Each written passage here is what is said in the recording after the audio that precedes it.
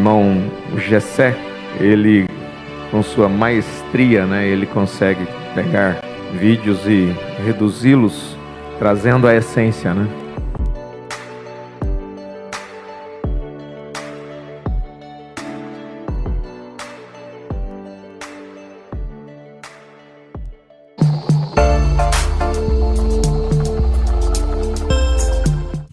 A palavra de Deus diz em Provérbios que há caminhos para o homem que parece direito, mas o seu fim é a morte.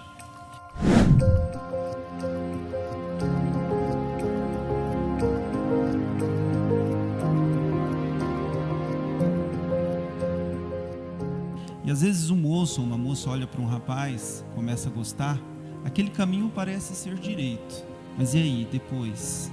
Eu vejo que sentimentos, eles nos cegam às vezes. Então, aquele rapaz começa a ter um sentimento para uma moça e ele não consegue ver a disparidade que há entre o gênio dele e o gênio dela.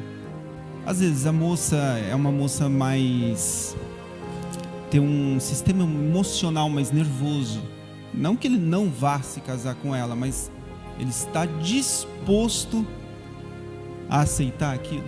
Às vezes a moça olha para o jovem, não, mas ele é muito bonito, conversa bem, tem uma vida controlada financeiramente, mas e aí?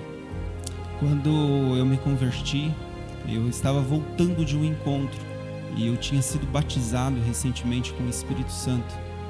Então, eu recebi um convite para ir na igreja através de um cabeleireiro. E aí eu odiava crente, eu não gostava. Quando eu descobri que aquele cabeleireiro era crente, eu falei, não volto mais aqui. Eu não gostava de crente. Aí eu estava jogando bola no domingo, Deus começou a falar no meu coração, você vai aceitar aquele convite. E eu achava que era coisa da minha cabeça. Aí na segunda vez veio uma voz no meu coração, você vai aceitar aquele convite. Aí veio a terceira vez, na terceira vez eu não aguentei. No meio do jogo, parei, peguei o carro, fui embora. O pessoal começou a implicar comigo, falando assim, mas o que você vai fazer? Você está indo embora? Por quê? Não, eu preciso ir embora. Montei no carro, fui, tomei um banho rápido e fui parar na igreja. No terceiro culto que eu fui, qual foi a experiência que eu tive? Tanto é que o pastor que pregou, ele tinha esquecido o óculos e ele não conseguia, na época, ler a mensagem, só pregou sobre a Bíblia. Eu nunca esqueci disso. Eu fui batizado com fogo. O que é esse batismo com fogo? Eu senti tudo em mim estava queimando por dentro. Todo o sentimento, tudo aquilo que eu bebia muito. Eu era um jovem, que realmente era custoso, vamos falar assim. E aí todos aqueles desejos foram limpados de mim. Essa foi a minha experiência. Eu planejava, eu vou na igreja, vou batizar daqui um ano, os 6 meses. Mas no terceiro culto eu fui batizado com o Espírito Santo.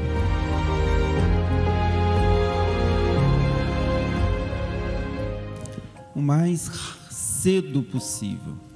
Eu sei que a oração, ela é algo assim que a gente tem que romper a barreira da carne, porque a carne luta contra o espírito e o espírito contra a carne. Às vezes ficar ajoelhado lá 5 minutos, a nossa carne começa a pedir para a gente parar de orar. As experiências que a gente tem tido, nós já tivemos, vai passando 5, 10, 15, 20, 30, 40 minutos, você vai ver que aquilo já não deixa de ser um fardo. Porque quando a oração ela se torna um fardo, e aí começa a ser um costume, olha, eu tenho que orar de manhã e eu tenho que orar antes de dormir. Isso é um fardo. O Espírito Santo não se agrada disso. E quando a gente rompe a barreira da carne, engraçado que quando nós vamos orar, parece que vem uma voz e fala assim, já tá bom, olha, você não é digno de orar, você cometeu isso hoje, você cometeu tal falha, começa a vir os pecados. Aí de repente vem outra voz dizendo assim, Olha, lembra que você precisa dar o recado para alguém, você precisa pagar conta. Os primeiros 5, 10, 15 minutos é uma luta muito constante, porque o inimigo, a única coisa que ele não quer nos ver é de joelho orando, ou orando sentado, da forma que você quiser, ele não quer. Então ele vai pelejar contra a sua oração. E se você manter ali, falar assim: Senhor, eu preciso me manter aqui até entrar na tua presença. E você vai indo, de repente essas vozes vão ficando mais longe, vai se passando, aí de repente elas somem, até você ficar na presença de Deus. Isso é maravilhoso, e aí o jovem, ele precisa disso, porque é engraçado que nós nunca fomos ensinados, né, aonde nós estávamos, a orar e a jejuar. Nós nunca tivemos um ensinamento amplo sobre isso. Talvez isso era uma estratégia do próprio inimigo, né? Ele tenta tirar, né, da igreja a oração, ele tenta tirar de nós, né, uma vida consagrada. Só que é ali que a gente tem as respostas. Se a gente quer uma resposta de Deus para a nossa vida, sobre qualquer assunto, principalmente quem é a pessoa certa para nós passarmos o restante de nossas vidas juntas, é oração, é jejum. Sem estas duas coisas, você só vai ter uma resposta dos seus sentimentos, de você mesmo, da carne. Então por isso que muitos casamentos, eles dão errados, porque eles começam errados, começam na carne. E suportar a carne um do outro é difícil. Mas quando eles começam baseados em oração, jejum, consagração, até Deus realmente mostrar que aquela pessoa é a pessoa certa. E talvez não precisa ser Deus mostrar somente através de sinais, né? Pode mostrar realmente com um sentimento que Ele coloca no coração, né? De que realmente aquela pessoa é a pessoa certa para você. Então você acaba tendo essa resposta de Deus. Mas hoje eu vejo que os jovens, eles estão indo muito pela carnalidade.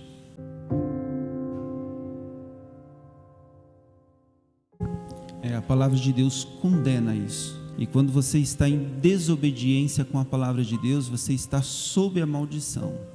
Porque hoje com a tecnologia se tornou muito fácil o acesso à pornografia, por exemplo. Eu sei que nós sabemos, não adianta a gente tentar esconder que não há essa tentação, principalmente no meio dos jovens, porque a pornografia é um demônio que te leva você a suprir os desejos da carne, e aquilo acaba destruindo as pessoas, como qualquer, né, vício acaba destruindo, o vício da bebida, das drogas.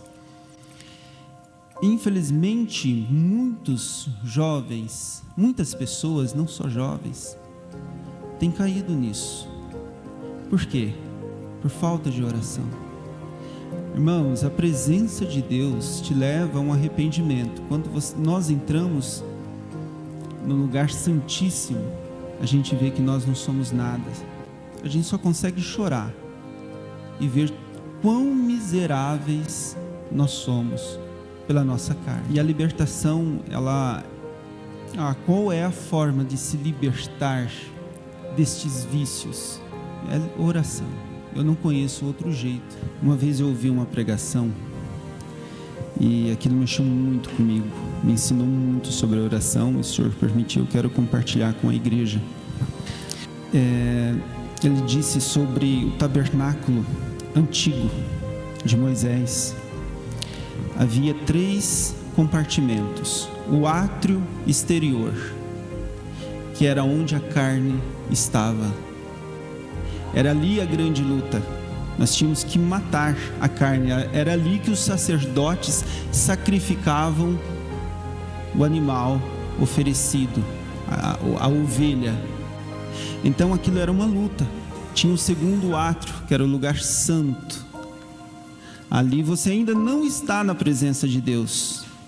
Só que você precisa romper esse primeiro átrio, que é o átrio da carne. E não adianta nós nos ajoelharmos e acharmos que em 3 minutos, apenas 5 minutos, nós já rompemos esse átrio. Até a carne morrer na oração. A gente tem que lutar, porque a carne ela está lutando contra o espírito. Ela não quer que o espírito passe para a próxima etapa. Aí depois que você consegue matar a carne, esperando em Deus, é você se ajoelhar e esperar até que a sua carne se desvaneça e seja oferecida em sacrifício. Aí você passa para o segundo, para lá dentro, né, no segundo compartimento, aonde onde a oferta era queimada ali no altar, e então a oração, aquela oferta subia como cheiro suave na presença do Senhor. E aí Ele começa a nos ouvir, mas aquilo é só um começo. A gente não pode desistir. Se a gente persistir mais um pouco, aí a gente entra nos santos dos santos, onde Mateus 28 diz: o véu foi rasgado de cima a baixo, porque no Velho Testamento somente o sumo sacerdote podia entrar ali uma vez por ano. Agora não, nós temos a oportunidade, o véu foi rasgado, nós temos a oportunidade de entrar na presença de Deus, na glória de Deus, quando quisermos. Só que não adianta acharmos também que é algo fácil, né? Você precisa vencer a carne. Uma experiência que eu tive na minha vida que eu nunca vou esquecer. Um certo dia eu cometi uma falha assim que eu fiquei com vergonha de orar. E o diabo ele coloca muito isso na nossa mente: olha, você não é digno nem de orar, Deus não vai te ouvir, porque você cometeu essa falha, você fez isso, você fez aquilo. E eu fiquei o dia inteiro resistindo à oração. E então teve uma hora eu falei: não, eu preciso ir, A hora que eu me ajoelhei, eu nunca vou esquecer essa experiência. O Espírito Santo falou no meu coração: te esperei o dia inteiro, você vir. Não importa o que você esteja fazendo, não importa se você caiu, se você cometeu alguma falha. Jovens, não importa, simplesmente vai lá. Se você não consegue dizer nada, se justificar, não é para você se justificar, simplesmente se ajoelha e fala assim: Espírito Santo, eu te amo e me ajude. Ele vai ficar muito feliz.